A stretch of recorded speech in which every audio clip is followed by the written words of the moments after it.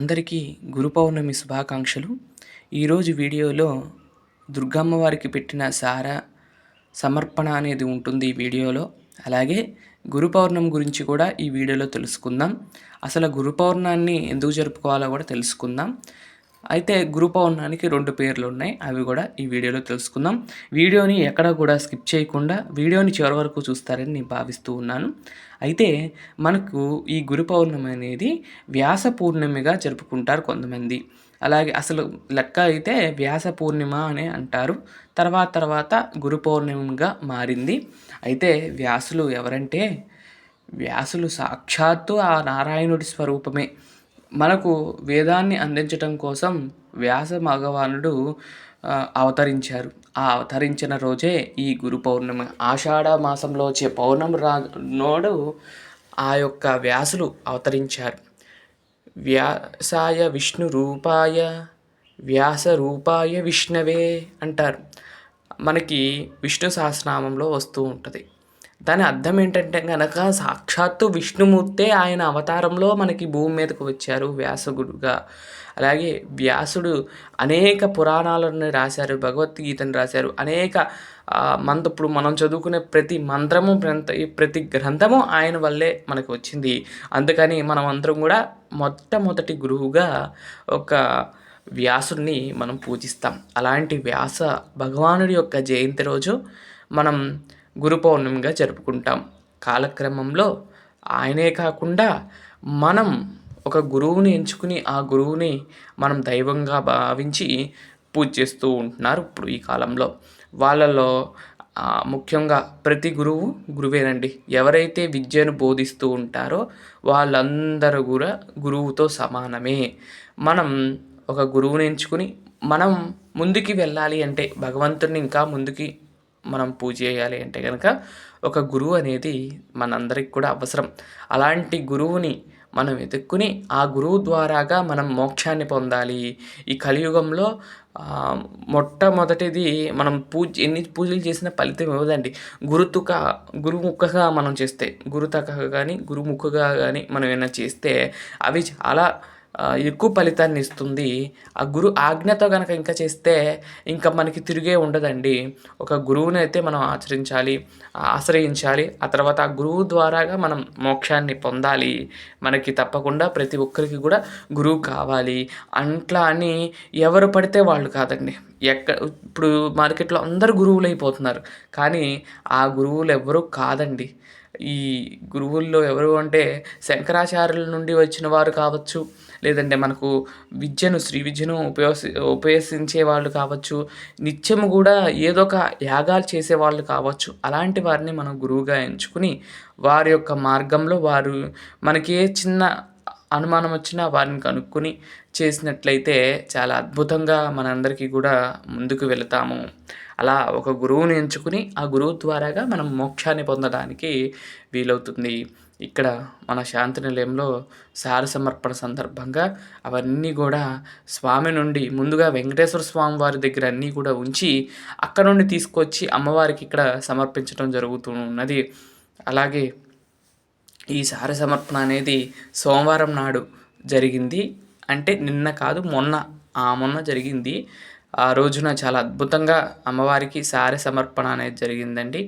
అన్నీ కూడా తెచ్చినవన్నీ కూడా అమ్మవారికి సమర్పిస్తూ ఈ విధంగా చేయటం అనేది జరిగిందండి. సమర్పణ అంటారు దీన్ని. అవన్నీ కూడా సమర్పించాను. అమ్మవారు చూడండి, సాక్షాత్తు విజయవాడ కనకదుర్గమ్మ కదిలి వచ్చిందా అన్నట్లుగా అనిపిస్తూ ఉన్నది. తన అన్నైన వెంకటేశ్వర స్వామి వారి కోసం ఆయన ఇచ్చే కోసం అమ్మ నుంచుందేమో, అలా ఓపికగా నుంచుందేమో అన్నట్లుగా అనిపిస్తూ ఉన్నది. ఆ యొక్క ఫలాలన్నీ కూడా సమర్పిస్తూ, చీర సమర్పిస్తూ, గాజులు సమర్పిస్తూ అమ్మ ఎంతో పొంగిపోతుందండి. ఆ స్త్రీలకి ఏంటంటే కనుక పుట్టింటి నుండి వచ్చే ఏ చిన్న వస్తువైనా చాలా ఆనందాన్ని కలిగిస్తుంది. అలాగే సాక్షాత్తు వైకుంఠం నుండి ఆ నారాయణుడు తన పుట్టింటి నుండి వచ్చినట్లుగా భావిస్తూ ఉన్నది అమ్మ. అందుకే ఆ ఆ నవ్వు అలా నవ్వుతూ ఉన్నదేమో తల్లి. తన అన్న నుండి వచ్చిన సారినంతా కూడా స్వీకరిస్తూ అందరినీ కూడా అనుగ్రహిస్తున్నది. ఇలాంటి సమయంలో కనుక మనం పూజిస్తే అలా అమ్మ అలా వరాలన్నింటినీ కూడా కురిపించేస్తుందేమో. అలా అమ్మను మనం ఎవరైనా సరే అండి, మనం ఎవరైనా సంతోషంలో ఉంటే వాళ్ళ దగ్గరికెళ్ళి ఏదడిగినా ఇచ్చేస్తది. అలానే అమ్మవారు కూడా అంతేనండి. అమ్మ ఈ ఈ సమయంలో సంతోషంగా ఉంది. ఎందుకంటే తన అన్న నుండి వచ్చిన సారెను స్వీకరిస్తుంది కాబట్టి. అందుకని చాలా సంతోషంగా ఉంటుంది ఈ సమయంలో. ఆ అమ్మవారు మనందరికి కూడా అనుగ్రహాన్ని ఇస్తూ ఉన్నది. ఇక్కడ 5గురు చేత అమ్మవారికి హారతి ఇప్పిస్తున్నాం చూడండి. సాక్షాత్ అమ్మవారు అలా ఉండి మనందరినీ కూడా అనుగ్రహాన్ని కలిగిస్తూ ఉన్నది. తర్వాత ఆ నక్షత్ర హారతి వెలుగుల్లో చూడండి, ఇక్కడ నుండి అసలు అమ్మవారి వైభవం మరింత పెరుగుతూ ఉంటది. ఆ నగలన్నీ కూడా వేసాం కదండీ స్టోన్స్ అవి. అవన్నీ కూడా మెరుస్తూ దగదగా మెరిసిపోతూ కనకదుర్గ అంటారు. కనకదుర్గ అంటే కనకం అంటే బంగారంలాగా మెరిసిపోయే తల్లి అని అర్థం. అలానే అమ్మవారు కూడా ఇక్కడ అలానే కనపడుతుంది. ఆ దీపాలని ఆ యొక్క హారతిని అటు ఇటు తిప్పుతూ ఉంటే ఆ వెలుగుకి దగదగా మెరిసిపోతుంది. అమ్మవారే మెరిసిపోతూ ఉంటది.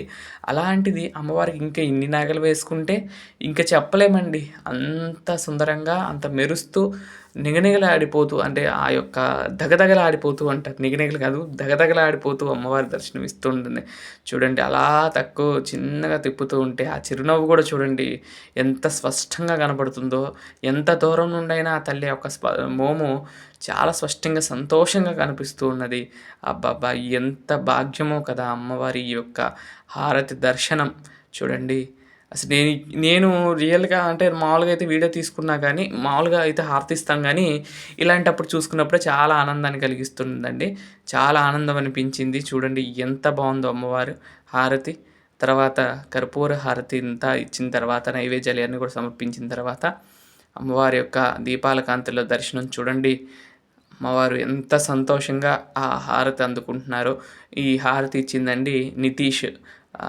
తను వైజాగ్ నుండి వచ్చి అమ్మవారి దర్శనం కోసం వచ్చి విజయవాడ అక్కడి నుండి మన శాంతినిలయానికి వచ్చాడండి.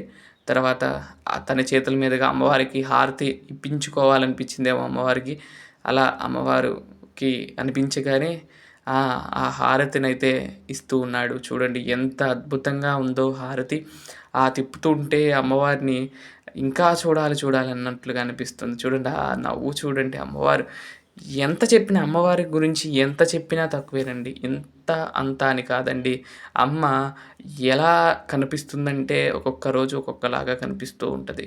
ఇదిగోండి చూడండి కామాక్షి అమ్మవారు కూడా పుష్పాలను చేతిలో ధరించి ఈ హారతిని అందుకుంటూ ఉన్నది. ఇదండి ఈరోజు వీడియో. ఎలా అనిపించిందో తప్పకుండా కామెంట్ చేయండి. అందరికీ మరొక్కసారి గురు పౌర్ణమి శుభాకాంక్షలు. ఈ వీడియోననేది ఈరోజు ఉదయమే రిలీజ్ చేయడం అనేది జరుగుతుందండి. ఎందుకంటే ఇది మొన్న తీసిన వీడియోనే. గురు పౌర్ణమి రోజు ఎవరైనా పూజ చేసుకోవాలనుకుంటే చక్కగా విష్ణుమూర్తికి పూజ చేయండి. ఆ వ్యాస భగవానుడికి పూజ చేసినట్లే అలా వ్యాసుడిని విష్ణు రూపంగా చూసుకుని విష్ణువుకి పూజ చేసిన ఆ వ్యాసుడికి పూజ చేసినట్లేనండి.